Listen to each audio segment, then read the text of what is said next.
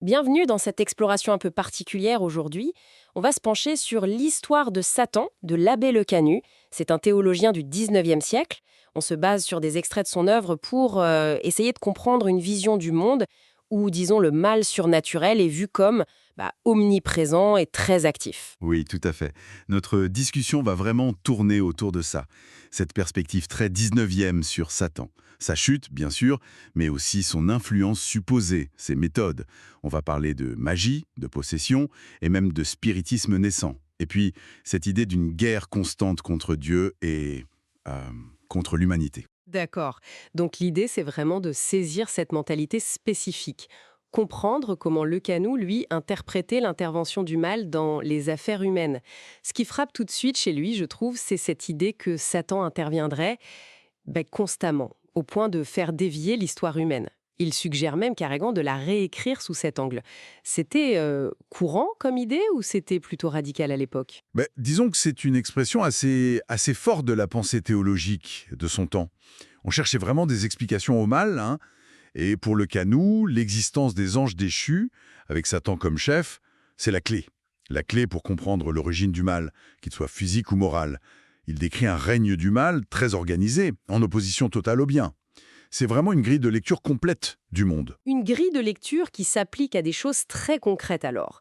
La possession démoniaque, par exemple, vous disiez que le Camus l'a décrit parfois comme une épreuve divine ou un châtiment, ou même le résultat d'un sortilège, et il parle aussi d'imprégnation volontaire. Qu'est-ce que ça veut dire ça concrètement?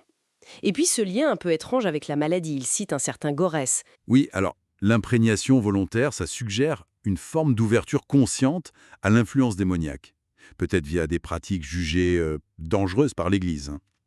Quant au lien avec la maladie, oui, le Canut s'appuie sur des penseurs comme Gorès était un auteur allemand de l'époque, très intéressé par le mysticisme pour avancer l'idée que la faiblesse du corps pourrait précéder ou disons faciliter la possession. Ça montre bien cette tentative d'intégrer même le biologique, le physique dans son grand schéma surnaturel. Et s'il y a possession, logiquement, il faut l'exorcisme. Mais les Canuts insistent beaucoup sur les risques, c'est ça? Ah oui, absolument. Le texte est très clair là-dessus.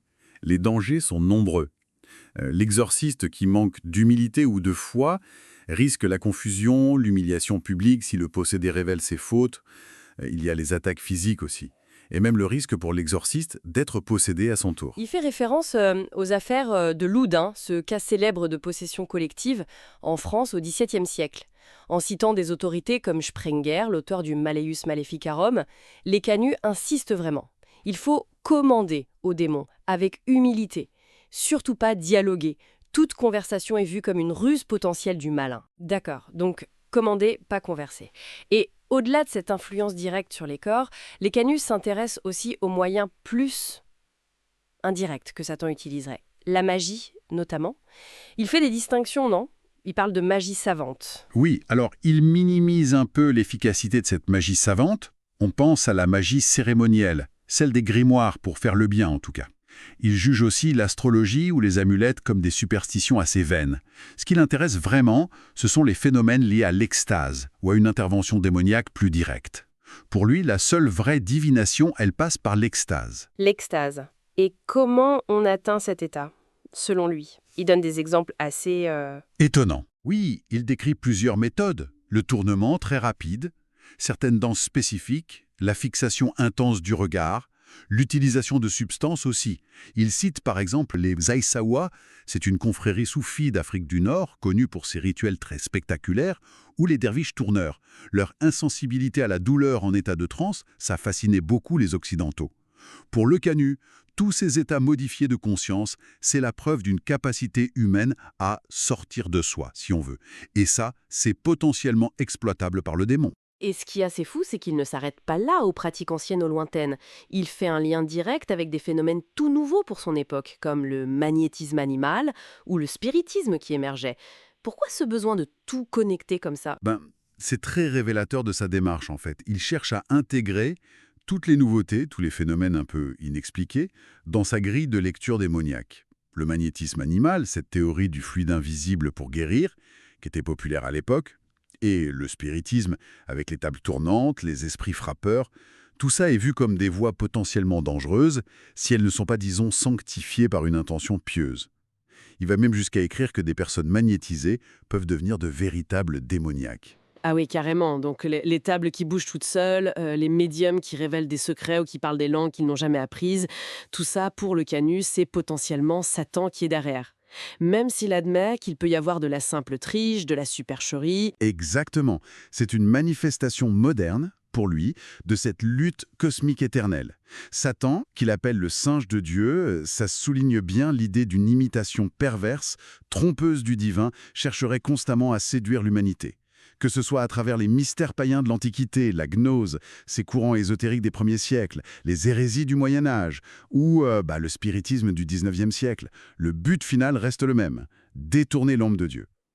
Eh bien, cette exploration nous donne vraiment un aperçu saisissant d'une mentalité où le surnaturel maléfique est une sorte de clé d'explication quasi universelle. Ça relie la possession, la magie ancienne et même les phénomènes paranormaux plus récents. Oui, et il est vraiment essentiel de le rappeler. On a examiné ici une perspective théologique et historique bien spécifique, celle de l'abbé Lecanoux au XIXe siècle.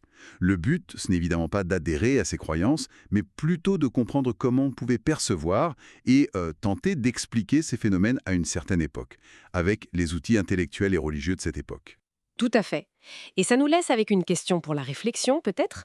Au-delà de cette interprétation surnaturelle de Lecanoux, quelle part de tous ces récits, les possessions collectives, les trans spectaculaires, ces croyances magiques si tenaces, pourrait finalement relever de dynamiques psychologiques ou sociales ou même neurologiques complexes? Des dynamiques que la science, d'ailleurs, continue d'explorer aujourd'hui. Voilà de quoi continuer à creuser.